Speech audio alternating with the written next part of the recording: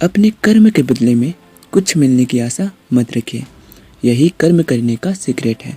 इसी सोच को अपनाकर आप अपने करियर में या बिजनेस में सक्सेसफुल हो सकते हैं। बस अपने काम से प्यार कीजिए। आप जो करते हैं उसे प्यार से कीजिए। एक गुलाम जो जंजीरों से बंधा होता है, उसे काम करने के लिए अपने पैरों को घसीटना पड़ता है। वो जो भी काम करता है ठीक से नहीं करता, क्योंकि उसे उस काम को करने के लिए मजबूर किया जाता है। इसलिए गुलाम नहीं बल्कि एक मालिक की तरह काम कीजिए। बस अपना बेस्ट कीजिए और उस काम को खुशी से कीजिए। एक बार 5 राजा थे जिन्होंने मिलकर गरीबों के लिए एक बहुत बड़ी दावत रखी। उन्होंने सबको दिल खोलकर कपड़े, पैसे और खाने का सामान उपहार में दिया। ये जश्न एक बहुत बड़ी लड़ाई की जीत की खुशी में दिया गया था। वहाँ के लोगों का मन उन 5 के लिए आदर से भर गया। फिर वहाँ एक बड़ा अजीब सा नेवला आया। उसके शरीर का आधा हिस्सा सोने का था और आधा ब्राउन रंग का। वो उस हॉल के बीचों बीच गया और कहने लगा, आप सब धोखेबाज हैं, ये कोई बलिदान नहीं है। सब लोगों को लगा कि ये नेवला पागल है।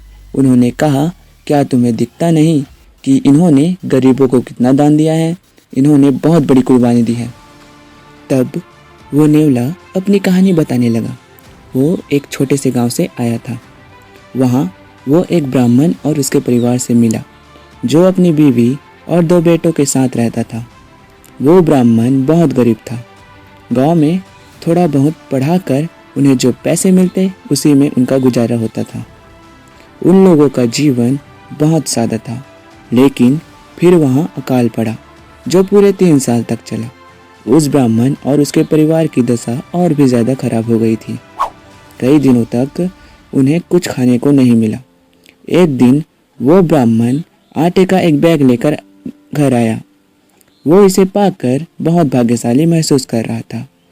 उसने उसे 4 बराबर हिस्सों में बांट दिया ताकि वो सब पेट भरकर खा सके।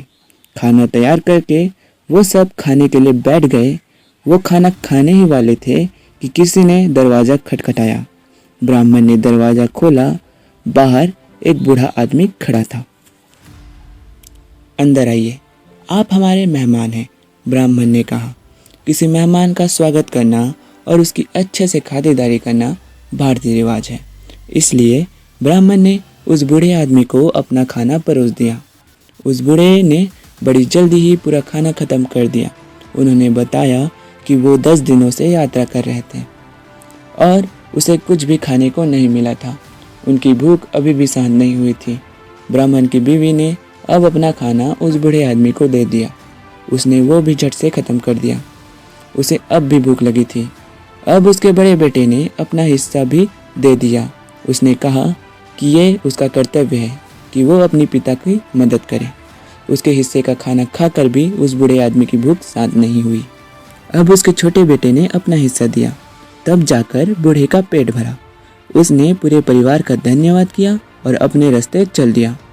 अगले दिन उन सब की भूख से तड़पकर मृत्यु हो गई। उसी दिन नेवला उनके घर गया था। उसने टेबल पर बिखरे आटे को देखा और उसने अपना शरीर उस पर रगड़ा। वो हैरान हो गया क्योंकि उसका आधा शरीर सोने का हो गया था। उस ब्राह्मण और उसके परिवार ने जो बलिदान दिया था वो सच्चा सोना था। लेकिन उस नेवले को पूरी दुनिया में फिर इतना महान बलिदान देखने को नहीं मिला। इसलिए उसका आधा शरीर ही सोने का था। जो काम प्यार से किया जाता है वो असली सोना होता है। वो किसी भी सेल्फिश मकसद से बिल्कुल परे होता है। वो किसी भी नेगेटिव फीलिंग से मुक्त होता है। अगर ज़्यादा से ज़्यादा लोग अपने काम से प्यार करने लगे तो ये दुनिया कितनी सुंदर और बेहतरीन हो जाएगी।